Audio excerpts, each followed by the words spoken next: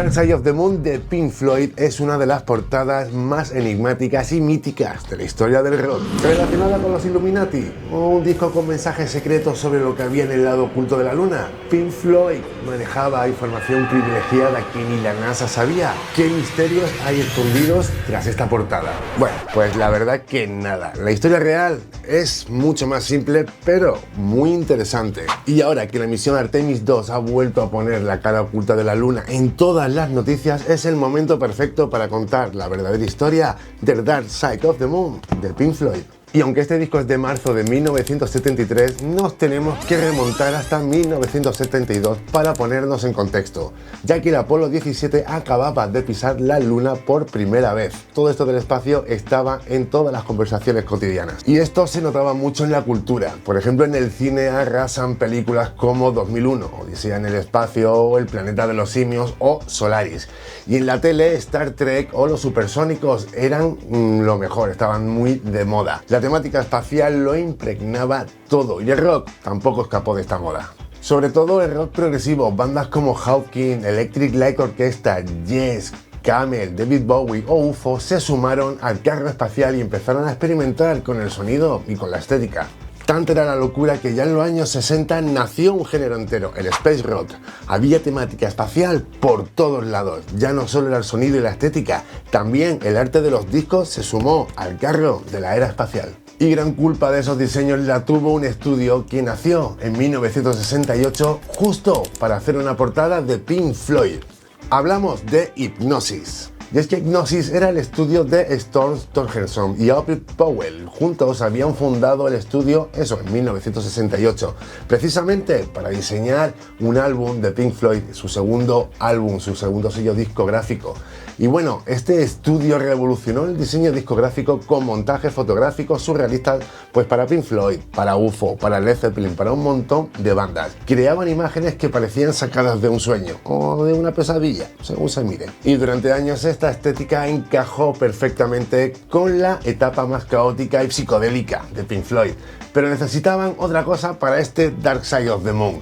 Pink Floyd venía de portadas psicodélicas y caóticas como Obscured by Clouds, Middle o la más loca de todos, A Swordful of Secrets, que fue la portada que hizo este estudio de Hipgnosis. Y claro, con portadas como la de A Swordful of Secrets, portadas que en parte pues venían de la locura creativa de Syd Barrett. Y como Syd Barrett, el fundador de Pink Floyd, había sido apartado del grupo pues pocos años antes debido a su deterioro mental, el cambio visual era muy necesario. Pero aún así, su sombra seguía planeando sobre la banda y muy pronto aparecería en este disco. Y aquí fue cuando vinieron varias discusiones sobre si seguir con la continuidad del estilo de Syd Barrett o cambiar hacia otro estilo. Todas estas ideas empezaron a tomar forma en las primeras reuniones en el mítico estudio de grabación de Abbey Road, donde se iba a grabar este disco, y tras varias ideas, la banda fue clarísima. Querían algo limpio, algo gráfico, algo que no pareciese pues muy hippie. De hecho, el teclista Richard Wright se lo dijo directamente a Storm Thorgerson: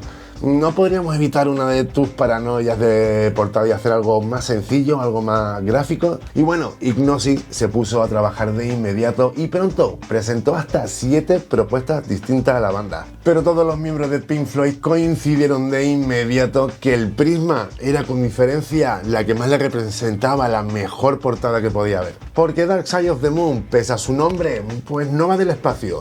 Va sobre la mente humana, sobre el tiempo, el dinero, la ambición, la muerte, la locura. Pero, ¿cómo surgió la idea de esta portada? Pues una noche, en una sesión de brainstorming, Storm Thorgerson tuvo una idea, y es que había visto una fotografía en un libro de texto de física.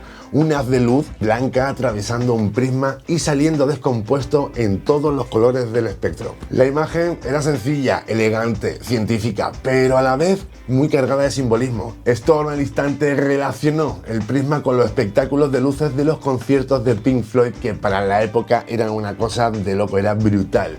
Y es que el triángulo, además para él, era un símbolo de ambición y de pensamiento, temas muy centrales en lo que son las letras de Roger Waters en este disco. Y al final el resultado visual era exactamente lo que la banda pedía, eso, limpio, gráfico, sin rastro de psicodelia. Pero paremos un poco, porque a lo mejor nos estamos adelantando demasiado. Porque hay un nombre que mucha gente desconoce y que es fundamental, George Hardy.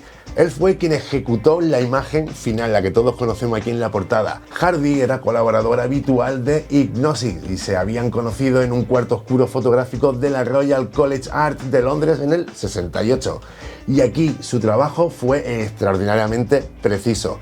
Tomó la idea del prisma y la refinó. Dibujó la ilustración a línea, calculó los porcentajes de amarillo y negro para que la impresión fuese perfecta. Y después el prisma fue retocado en aerógrafo totalmente con el color negro. El resultado, el que todos ya conocemos, una imagen que no tiene ni el nombre de la banda, ni el título del disco, ningún texto, solo el triángulo y el rayo de luz. Pero bueno, fue una apuesta muy arriesgada, muy visionaria, pero funcionó.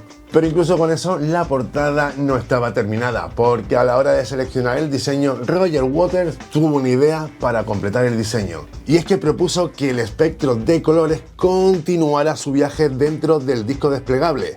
Y el arco iris avanza por el interior y en la contraportada hay un segundo prisma que recoge pues todos estos colores y vuelve a unirse en un rayo de luz blanca. Y todo esto cobraba más sentido cuando empezaba a escuchar el disco, ese latido del corazón, ese ritmo que abre y cierra el álbum, visible en el diseño pues con este electrocardiograma. Está todo conectado, una obra total. Además, por primera vez en un disco de Pink Floyd se incluyeron las letras de las canciones, y es que Waters quería que nadie se perdiese el mensaje que querían transmitir. Y bueno, también dentro del vinilo, en la versión original, pues habían 2 pósters y 2 pegatinas, que bueno, a lo mejor ahora pues parece poca cosa, pero para la época eso era un lujo increíble, casi inaudito. Y vale. Vamos ahora con la parte que todos estáis esperando, que os conozco. Vamos con todas las conspiraciones que tiene este disco, porque claro, aparece el triángulo, y donde aparece un triángulo... Pero no hay masones, no hay Illuminati, no hay conspiraciones, solamente un diseño brillante. Y es que Storm Thorgerson lo explicó en muchas ocasiones. El triángulo es el símbolo del pensamiento y de la ambición, nada más. Lo que sí es cierto que es que la pirámide pues tiene esos ecos del antiguo Egipto y del cosmos, y eso encajaba perfectamente con la atmósfera de este disco. Pero en serio, no hay ninguna sociedad secreta detrás, no hay Illuminati, no hay masones, no hay nada. Pero sí que hay una teoría que se niega un poco a morir, que es la teoría del Mago de Oz, que dice que si reproduces el disco junto a la película del Mago de Oz, todo encaja. Y es que esto se conoce como el Dark Side of the Rainbow, y la historia fue bastante curiosa. Y es que en un periódico de Indiana, el Fort Wayne Journal Gazette, él fue el primero en documentarlo en 1995, y ya la idea pues venía de varios foros por internet donde los fans de Pink Floyd hablaban un montón de esto. La fórmula es sencilla, pones la película y al tercer rugido del león de la Metro-Goldwyn-Mayer presionas el play en el disco, y entonces On the Run empieza justo cuando Dorothy cae en la paja, Money arranca justo antes cuando llegan a Oz, The Great Gate in the Sky suena durante el tornado, y así hasta más de 5 incidencias que están catalogadas. Todo encaja tanto que la idea empezó a cobrar cada vez más y más fuerza, y más personas se sumaban al pensamiento de que había un mensaje oculto tras todo esto. Pero ¿qué es lo que dicen los propios Pink Floyd de todo esto? Pues bueno, pues que es una completa tontería. David Gilmour dijo textualmente que fue una obra de alguien pues con demasiado tiempo libre. Roger Waters también lo llamó directamente de basura en un podcast, en el podcast de Joe Rogan.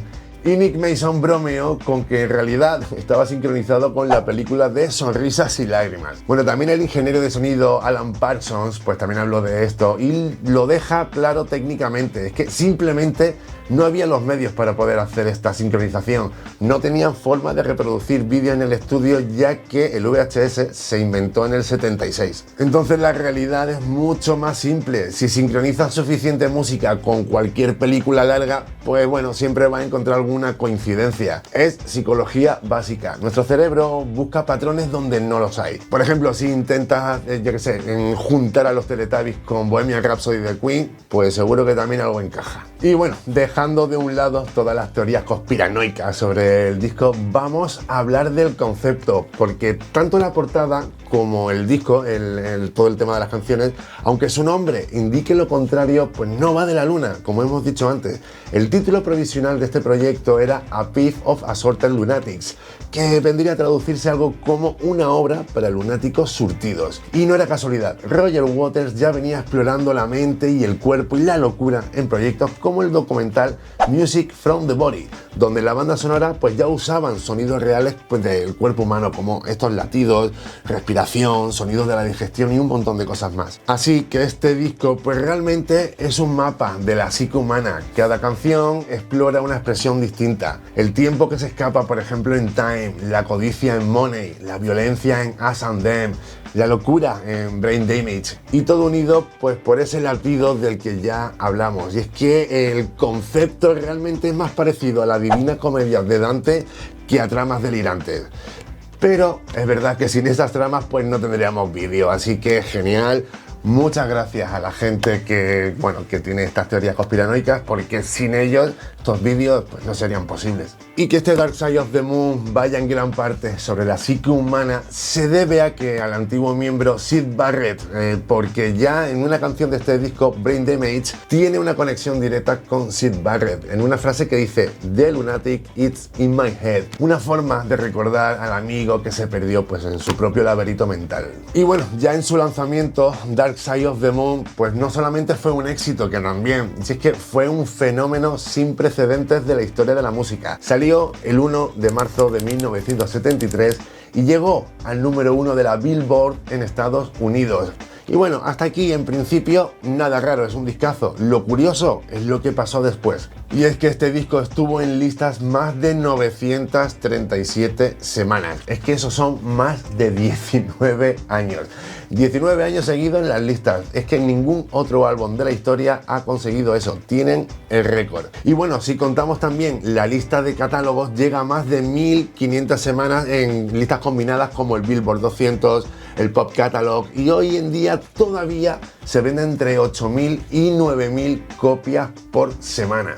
También en 2002 llegó a vender 400.000 copias, casi 30 años después de su lanzamiento. Y es que se calcula que una de cada 14 personas menores de 50 años posee o ha tenido una copia de este disco. Con más de 45 millones de copias vendidas, es el tercer álbum más vendido de todos los tiempos, solo superado por Thriller de Michael Jackson y el Back in Black de AC/DC. Tanto reconocimiento ha tenido este disco que en 2012 la Biblioteca del Congreso de Estados Unidos lo seleccionó para la preservación permanente por ser cultural, histórica y estéticamente significativo.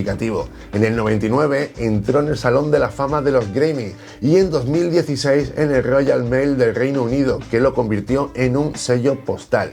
Pero lo más fascinante de todo esto es que 50 años después de esta portada, pues nos sigue pareciendo muy moderna, un diseño súper moderno, y seguimos sobre todo hablando de ella, pero estamos haciendo este vídeo. Y ya lo que hemos dicho, es una portada sin nombre de la banda, sin título del disco, sin ningún texto, solo el triángulo, el rayo de luz y el espectro de colores sobre el fondo negro. Y eso creo que es lo que la hace totalmente reconocible, porque en un mundo lleno de ruido visual, donde cada diseño grita un poco para llamar la atención, esta portada sigue siendo algo sencillo, como un silencio a gritos. Y es que, como dijo David Gilmour en su momento, es que se ve genial en los escaparates de las tiendas de los discos. Y es que tenía razón. Aunque nadie supiera exactamente por qué funcionaba, funcionó y muy bien. Y es que a veces pues la genialidad no necesita explicación.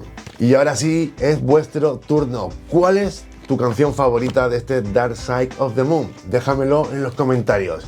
Y si quieres más historias como esta sobre las portadas más icónicas del rock, pues puedes suscribirte a nuestro canal y ya sabes, darnos un like y nada, que nos vemos en el siguiente vídeo. ¡Chao!